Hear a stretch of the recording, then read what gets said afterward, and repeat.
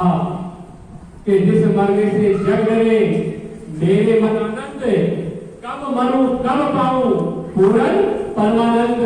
ऐसे जीव तो उस समय का इंतजार करते। मीराबाई ने इंतजार किया। मीराबाई कहती थी कि वो कब समय आएगा मैं चोले पर चढ़ करके आपके दर आऊंगा, आपके दरबार आऊंगा।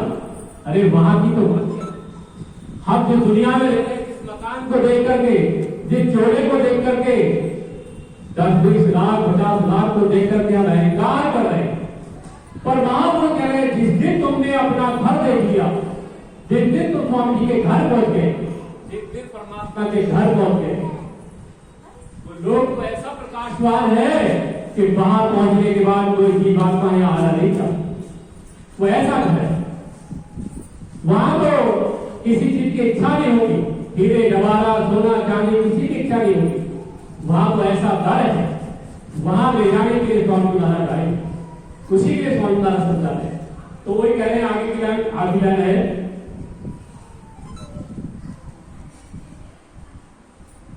कि पांचों भैया जाबिन मर गए, मैं तो बैठी हुआ सजमार, स्वागिन में तो जगाई गई। और सास ससुर जब तक जिंदे थे, सास ससुर जब तक जिंदे थे, पायो मैंने दुखी अपार, स्वागिन में तो जगाई गई।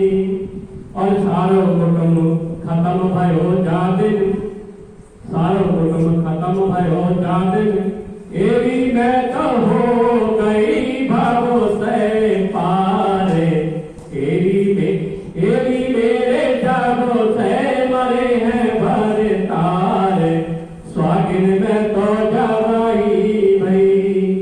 स्वामी महाराज समझाया कि बात में कह रही है कि जब सारो कुटुंब मर गए, सारो कुटुंब मरने का मतलब कि हमारे अंदर से शब्द रूप रस स्पर्श गंध ये सब पांचों भैया मर गए।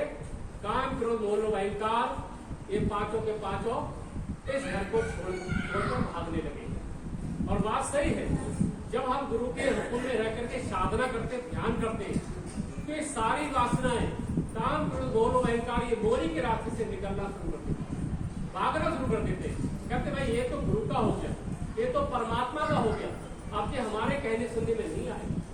इसलिए जो स्वामी महाराज कह रहे हैं कि जब सारा कुटुंब मर गया तो फिर जो है किसी चीज की परवाह नहीं। आगे आखिरी लाइन में कवि साहब ने कहा कि कहते कबीर सुनो भाई साधो चातुर करो विचार, कहते कबीर सुनो भाई साधो चातुर करो विचार।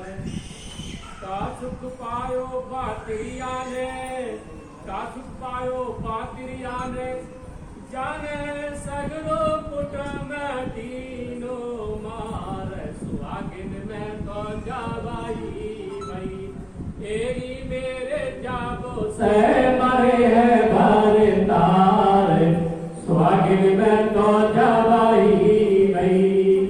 बड़ी सुंदर बात की स्वामी महाराज ने कवि साहब कह रहे हैं कि जो है कि कह कवि सुनो भी साधो चातुर करो विचार। चातुर उन्होंने कहा ऋषि मुनियों के लिए, ब्राह्मणों के लिए, ज्ञानी पुरुषों के लिए कि सभी ज्ञानी पुरुषों विचार करो।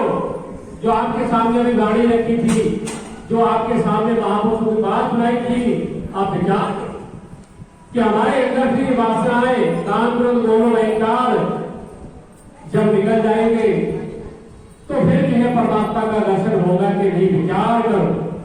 जीवात्मा के लिए उन्होंने कहा कि जो है कि सगरो कुटुंब जाने तीनों मार, कि जब जो है उसने सारे कुटुंब को मार दिया और इसने फिर सारे कुटुंब को मारने के बाद पाया क्या, लास्ट का ये कि सारे कुटुंब को मारने के बाद सिर्फ पायो का क्या मिला इसके लिए, कहा कि जो है समाधि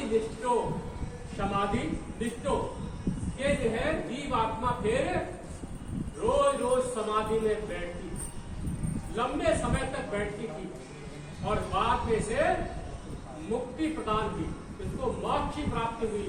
उसको परमात्मा का घर मिला,